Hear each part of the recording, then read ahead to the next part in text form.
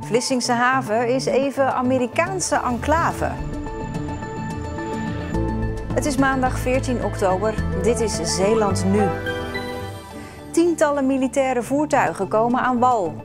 Huisartsen Zuid-Beveland beginnen regiopraktijk. En voetballes van Nathan Rutjes. Dag dames en heren. Een deel van de haven in Vlissingen-Oost is deze weken bijna een Amerikaanse enclave.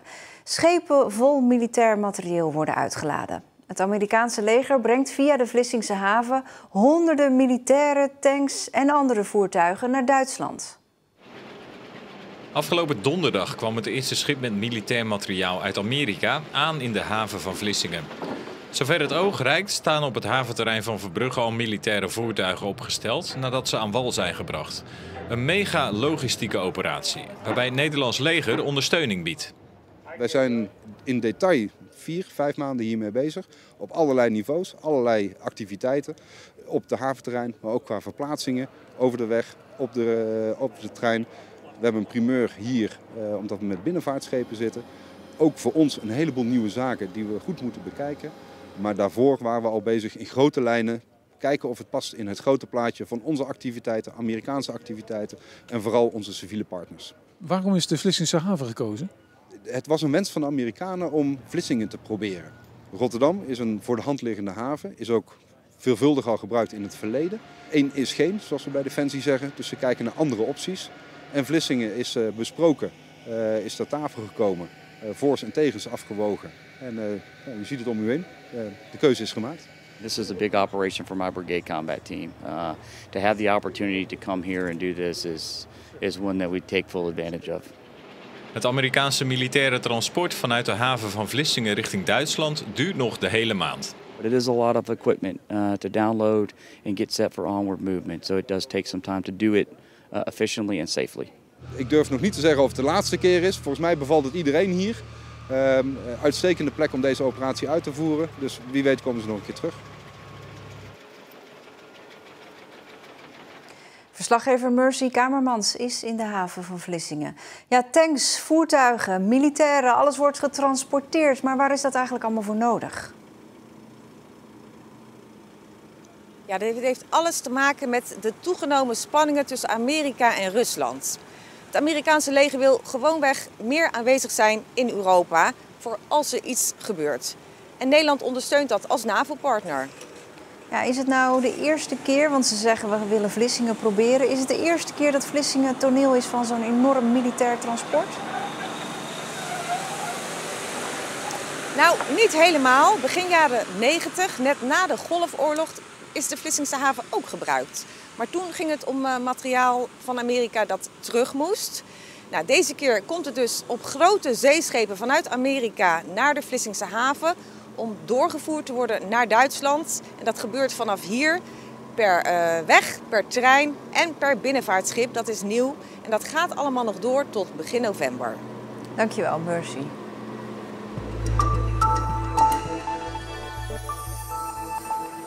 Huisartsen in de zak van Zuid-Beveland gaan samenwerken door een gebrek aan artsen. Er gaan 2 huisartsen met pensioen en daar zijn geen opvolgers voor gevonden. En daarom gaan ze vanaf 1 januari alles samen doen. We hebben nu bedacht om met z'n 5, dus met 5 huisartsen in de zak van Zuid-Beveland, eigenlijk een regiopraktijk te maken. Dus 3 locaties met 5 huisartsen. Nou, Serenhoek, Overzande en Stravenpolder blijven bestaan. Borselen die zal sluiten en Kwaaiendamme zal sluiten. De patiënten in Borselen, die wordt gevraagd of zij een huisarts of in Serenhoek of in Overzande willen bezoeken. Mocht u slechter been zijn of mocht u niet kunnen, dan is er altijd ook nog een visite mogelijk. In heel Zeeland is een tekort aan huisartsen. De komende 5 jaar gaat ook nog eens 30% van de huisartsen in de provincie met pensioen. De provincie Zeeland en de Zeeuwse landbouwsector gaan zich samen hard maken voor werkbare stikstofplannen. Dat is de conclusie van een spoedoverleg van morgen. De partijen hebben besloten nog deze week te gaan praten met minister Carola Schouten van Landbouw. Uit dat overleg moet meer duidelijkheid komen voor Zeeland. Woensdag is er weer een boerenprotest in Den Haag. Onduidelijk is nog hoeveel Zeeuwse boeren daar naartoe gaan. Een deel van kunstmestfabriek Yara in Sluiskil ligt plat de komende 40 dagen. De oudste ammoniakfabriek op het terrein krijgt een onderhoudsbeurt. En tegelijkertijd worden de besturings- en beveiligingssystemen vervangen omdat die zijn verouderd. En om dit te vernieuwen wordt er ongeveer 35 kilometer kabels getrokken door de plant en moeten er 35.000 punten aangesloten worden. Dus dat is een hels karwei. Alles bij elkaar kost de onderhoudsbeurt 40 miljoen euro in 40 dagen, dus dat komt neer op 1 miljoen euro per dag. Ruim 100 kinderen kwamen in hun herfstvakantie naar de jaarlijkse voetbalschool in Sint-Philipsland. En zoals ieder jaar was er vandaag ook weer een bekende gasttrainer aanwezig. De handtekening is van Nathan Rutjes. Die staat daar en die voetbalt. Ik weet even niet bij welke club. Ik heb nog nooit echt een wedstrijd van hem gezien, maar hij is wel goed, vind ik. Dan ga je aanvallen en proberen te scoren op de goal. Rutjes was prof bij onder meer Sparta en de Roda JC. De deelnemers willen graag in zijn voetsporen treden. Want dan zit je in zo'n vol stadion, hoor je iedereen juichen als je scoort of zo en dat is wel mooi. Ik vind het leukste aan voetbal vind ik als je de bal hebt afgepakt als verdediger en dan voel je gelijk een boost of zo. De voetbalschool duurt in totaal 3 dagen. De opbrengst ervan gaat naar het goede doel. Hier.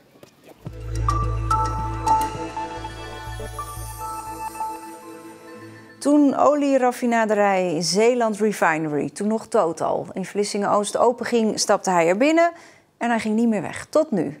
Bewaker Peter Komen uit Heinkensand gaat met pensioen. Met een klein beetje pijn in het hart, maar er is nu wel meer tijd voor zijn andere hobby's. Bewaking, Peter. Op 2 januari 1974, 46 jaar bijna geleden, stapte ik hier binnen met nog een stuk of 30 andere mensen. Hij kwam er terecht door zijn vader. Die zei hem dat alles wat olieboeren aanraken goud is. En die zekerheid trok Peter wel. Hij werkte even als loonadministrateur en kwam al snel terecht op de bewaking. We gaan nu het hekwerk controleren. Hek Herema noemen wij dat. Te kijken of er geen oneffenheden of kapot hekwerk is. Na al die jaren als bewaker kent hij ieder hoekje en gaatje van het terrein. Ieder kraakje en kreuntje in het gebouw. Als het afwijkt van wat je weet, dan weet je, oh, nu moet ik even opletten, er is wat aan de hand. Dat is ook een beetje de bewaker in je, dat je ook alles wil weten. Ja, dat je niet voor onverwachte dingen komt te staan. Dus je moet het ook wel weten. Maar Peter was meer dan alleen bewaker. Hij was ook de persoonlijke cartoonist van Zeeland Refinery. Van geboortekaartjes tot veiligheidsposters en van vakantieboodschappen tot huwelijkskaarten. Peter tekende voor iedereen. Dat uitte zich in het maken van veiligheidsboekjes in de jaren 80, denk ik dat het was. Die werden uitgegeven aan het personeel met daarin de veiligheidsregels. En ik deed ze dan illustreren, zeg maar. Dus een kerstboodschap van de raffinaderij aan het personeel of wie er hier ook binnenkomt of op vakantie gaat.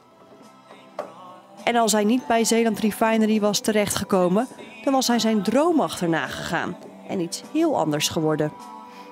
Goedenavond, generatie en andere tijdgenoten. Welkom bij Beatniks en Blondhozems, aflevering 235 voor Radio Schouwen-Duiveland.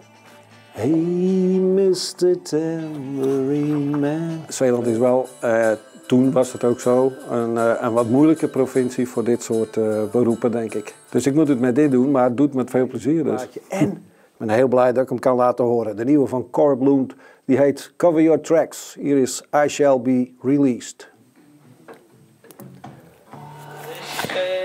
Yes.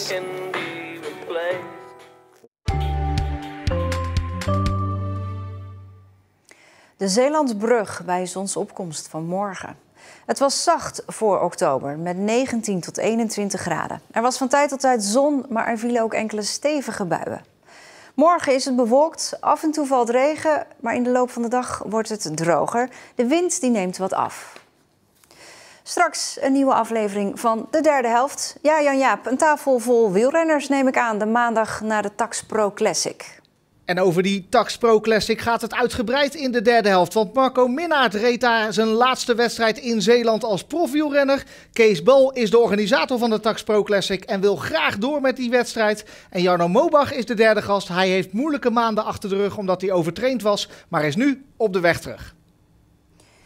Dat dus straks na het evenement van de week. Over de Albelenrace gaat dat vandaag en na het uitgebreide weer. Ik zag alvast een hele fijne avond.